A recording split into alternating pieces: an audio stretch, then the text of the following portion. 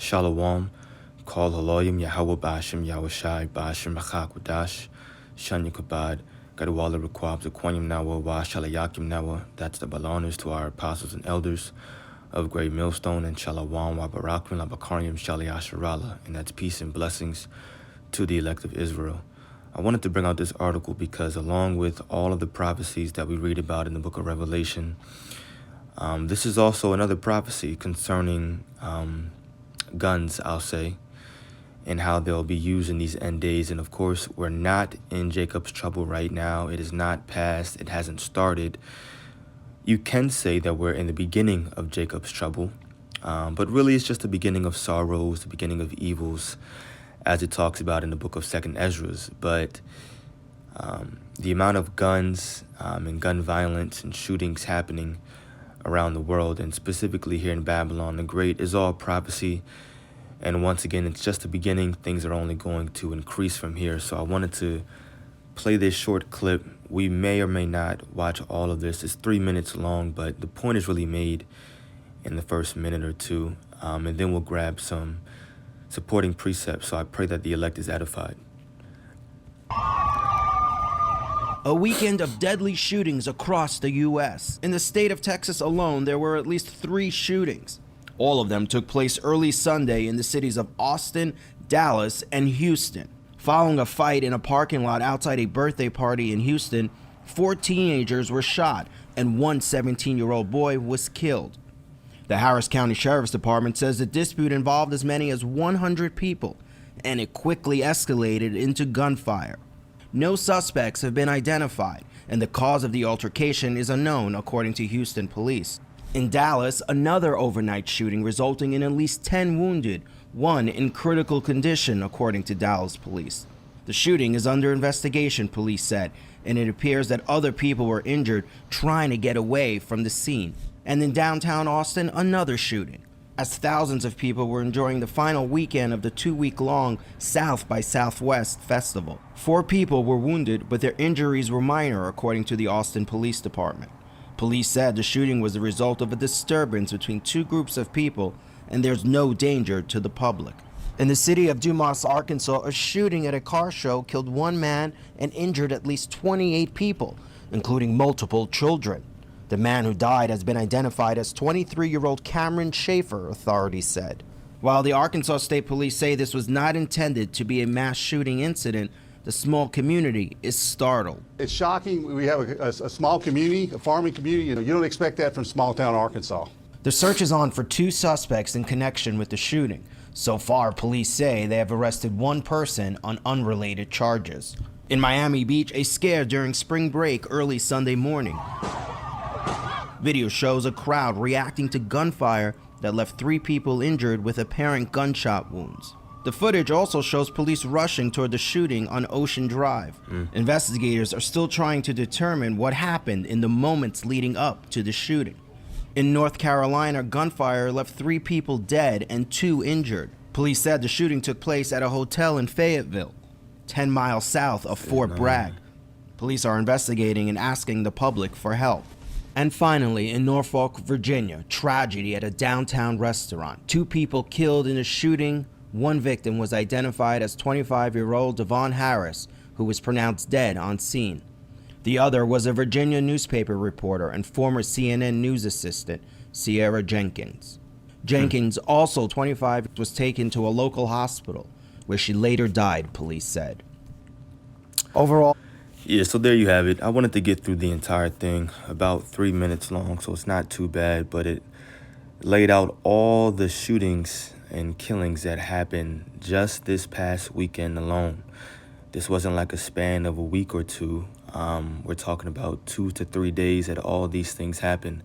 The title of the article says at least 8 killed, more than 50 hurt in 8 mass shootings across the U.S. this weekend. And of course, we know that in the scriptures, the United States is referred to as Babylon the Great. So you had shootings across different cities in Dallas. You had that small city in Arkansas. Then, of course, Miami, Florida, North Carolina, and Fayetteville. And then over here in VA. And so that's pretty much it. There's no need to go into this article. All they're going to do is outline the same exact thing. This is a good stat, though. It says at least 107 mass shootings have unfolded so far this year in the U.S. 107 mass shootings just this year alone. It hasn't even been 4 months yet. Today is March the 21st. Not even 4 months in, we're talking about already 107 mass shootings. This is all prophecy. Like I mentioned before, we always, or at least I always like to say that we know we're in the end days because all of the prophecies laid out in the book of Revelations, all of the end time prophecies are happening at the same time. And usually we go to the book of Revelation to read these things. But in 2nd Ezra, the 15th chapter, it talks about how there will be gun violence if you're in the spirit. So this is 2nd Ezra 15, verse 14. Once again, this is an end time prophecy here. It says, "Woe to the world and them that dwell therein, for the sword and their destruction draweth nigh. And one people shall stand up and fight against another." So you have people fighting against each other, comma, "and swords in their hands." Now, this is an end time prophecy, a vision that Ezra is receiving. Now, is he actually seeing people with swords in their hands in these days, right now, today? No, of course not. But he explained what he was seeing to the best of his capability.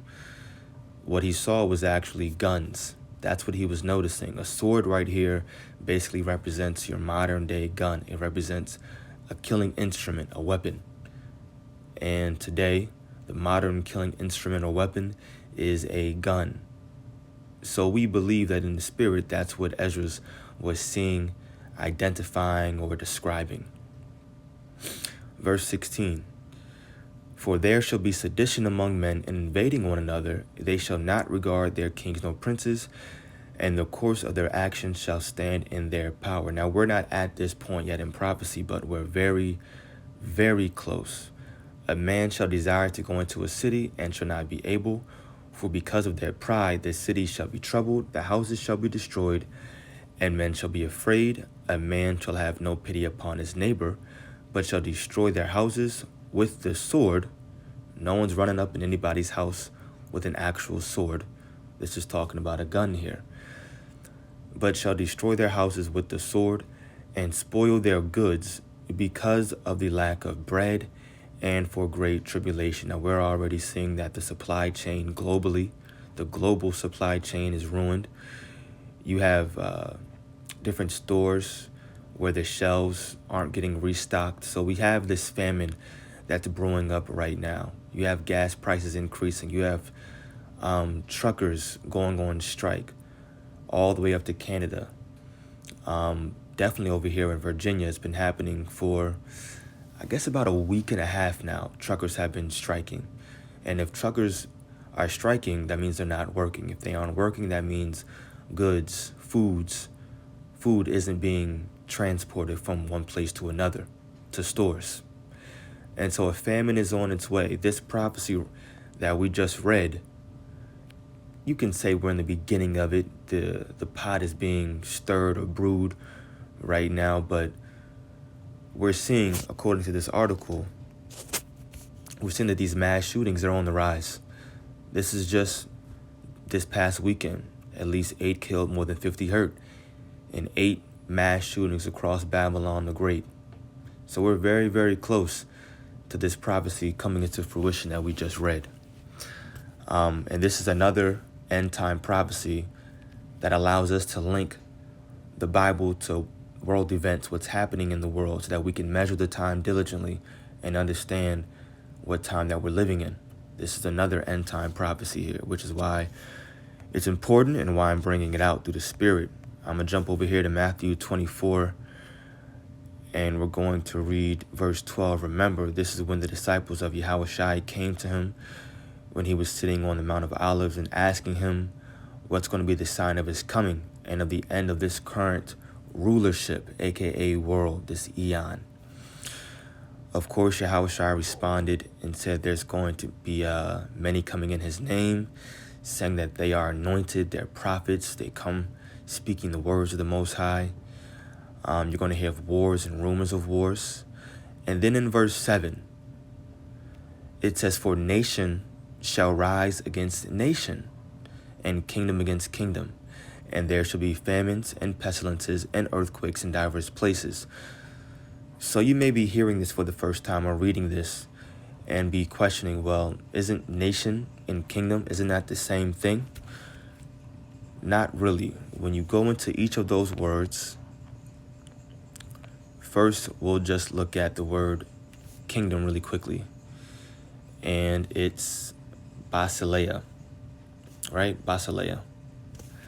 Let's just take that for how it sounds. Basileia. And this is what it is. Many definitions, but I looked at it beforehand. It's a kingdom, the territory subject to the rule of a king. So it's a territory. It's a landmass. It's a country, if you will. Right? So you have that. You can relate this to what's happening over there with Russia and Ukraine. That's a kingdom against another kingdom. Right? That's your wars and rumors of war. Now you have the word nation. We go into that word nation and we see the Greek word ethnos. What does this mean? A multitude of individuals. So now we're talking about on a smaller scale. Not a huge land mass, not a country, but a multitude of individuals of the same nature or genus, a tribe, nation, people, group, it says. So now we're talking about individuals here. We're talking about groups of people actually fighting against one another. So for nation, verse 7, nation or ethnos shall rise against nation or ethnos. So you have people against people. That's what's going on. You can just break it down that way. You don't have to get too deep with it. Whether it's specific, a specific type of people, different classes of people, different races, sure. You can get all into it that way. But at the end of the day, you're going to have people against other people, especially over here in Babylon the Great, because of the great tribulation that's coming to the world, because of famine, because of the evil time and pestilences that's going to be increased. And that's exactly why it says in verse 12, "And because iniquity shall abound, the love of many shall wax cold." Now, they didn't get all into each shooting, that's the word, and exactly why each of them happened. It would have obviously been a longer segment, but I'm sure it was over something stupid. It always is. It's always over something dumb. More than likely it was niggas. It's probably a fight that turned into a shooting rather. More than likely it's what it had to be. Over something dumb probably. But what we're seeing right now is evils being increased in the world. When we look up verse 12 in a different Bible comparison, let's get the NIV.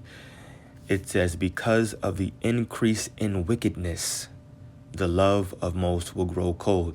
So people just shooting for no good reason. Their lives are probably not even in danger, probably not even threatened. Probably the other person didn't even have a gun, but they just open up just because hatred is growing, evilness, wickedness is growing here in the world. How much more when there's actually famine, when people don't know where their next meal is coming from. So right now it's just the beginning. And we're seeing ethnos against ethnos, nation against nation, people, individuals. I think I had one more precept. Let me think. Right, I quoted it earlier, I believe, so I want to grab it. This is actually in the Old Testament, Isaiah 19. And we know that America has many different code names in the Bible. The virgin daughter of Babylon is one. Babylon the Great is two. Sodom is a third one. You have Assyria, number 4. Nineveh, number 5. But number 6, obviously, is Egypt. And in the spirit, I'm going to get right to it. In the spirit, we know that this is talking about America right here.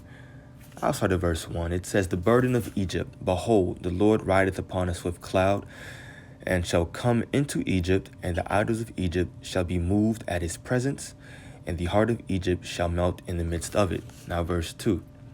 "And I will set the Egyptians against the Egyptians," aka the Americans against the Americans, "and they shall fight." They're going to be against one another. "And they shall fight every one against his brother." And doesn't this kind of sound similar to 2 Ezra 15? But in 2 Ezra 15 it says, "with swords in their hands." "And they shall fight every one against his brother, and every one against his neighbor." Right? Ethnos against ethnos. City against city, and kingdom against kingdom. So boom. We have all of these prophecies right now that let us know that these are the end times, or this is, I'd rather say, the end time that we're living in right now. Of course, wars, rumors of wars, earthquakes in diverse places, famines and pestilences, and of course, gun violence. Another prophecy that lets us know the times that we're in. So we must all continue to build up our spirits, increase our faith in Yahweh Ba'ashem Yahweh Shai, continue to fear the Lord for the judgment that he's bringing. And of course, we're looking to be passed over from this great destruction that's coming to Babylon the Great and being delivered when Yahweh Shai returns. So I pray that this video was edifying to the elect. Call Halayim Yahweh Ba'ashem Yahweh Shai Ba'ashem Rachakudash. Double honors to our apostles and elders of Great Millstone. Peace and blessings to the elect. Shalom.